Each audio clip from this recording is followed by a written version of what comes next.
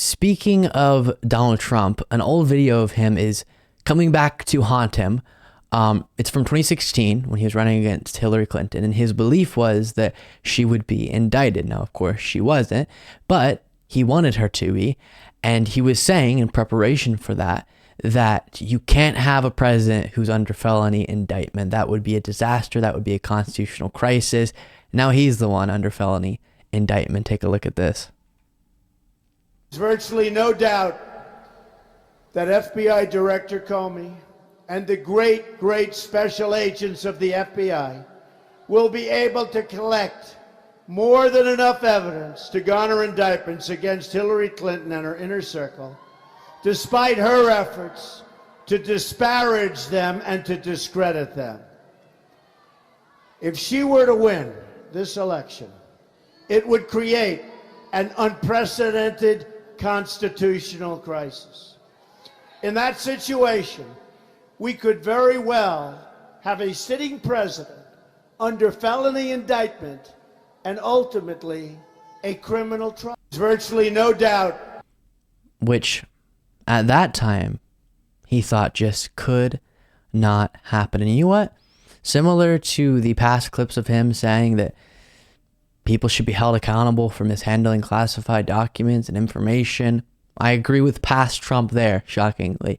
It would be a disaster if someone under felony indictment were to be president, such as him. We're not talking hypothetically, that's already happened, and maybe he just shouldn't be elected president. Hopefully the people will make that decision resoundingly in 2024. While we're on the subject of Trump, just to quickly update you on some legal matters, further legal matters, when it comes to him.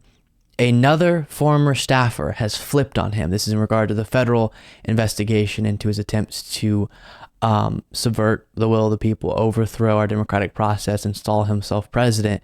And of course, the climax sort of that was January 6th.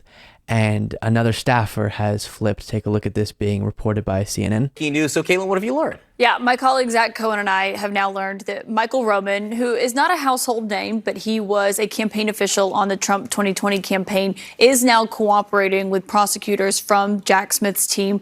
Not the team that is investigating the documents investigation, which, of course, we've seen playing out in Miami. This is the one into January 6th and the efforts by Trump and his allies to overturn the election results. And why it matters that Mike Roman is now cooperating is that he may not have to appear before the grand jury in a formal way. He did get a subpoena earlier this year. They did seize his phone a few months ago, so two notable factors there, obviously. He could speak to them in a more informal setting. And it's notable because he's someone who was involved with the fake elector scheme. And we know that is what Jack Smith's team has been zeroing in on in recent weeks in inquiries they've had with certain witnesses, people they brought before the grand jury. That has been something that they've been talking about. And this...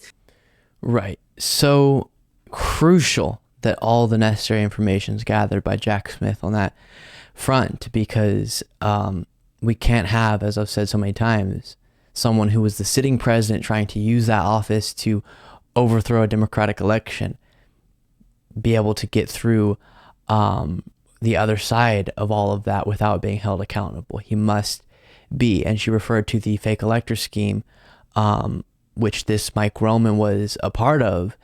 And that was an attempt to, because of the Electoral College, use this plot to get fake electors who weren't the actual electors to come and have Mike Pence pretend that those are the real ones and actually Trump won even though he didn't. And the state sent, in the case of some of these swing states, correctly, based on the vote count in their state, electors to vote for Biden. They would say, no, we're going to select the ones that vote for Trump, who are just fake ones, based on these bogus forms that they've signed. And that is what more information is being gathered on right now when it comes to Mike Roman there. And we've seen other fake electors being granted limited immunity. And so steps are being taken, just to kind of update you on that. Steps are being taken in the direction of hopefully accountability legally, federally, when it comes to Trump's attempt there. And by the way, Mediaite reports here, Oath Keeper leader Stuart Rose warns Trump of pending January 6th probe. You're going to be found guilty. Stuart Rhodes, the leader and founder of the far-right Oath Keepers militia, has a warning for former President Donald Trump. You're going to be found guilty. Rhodes was, of course, found guilty of seditious conspiracy months ago, sentenced to 18 years in federal prison based on his involvement in January 6th. And he's saying, Trump, you're next.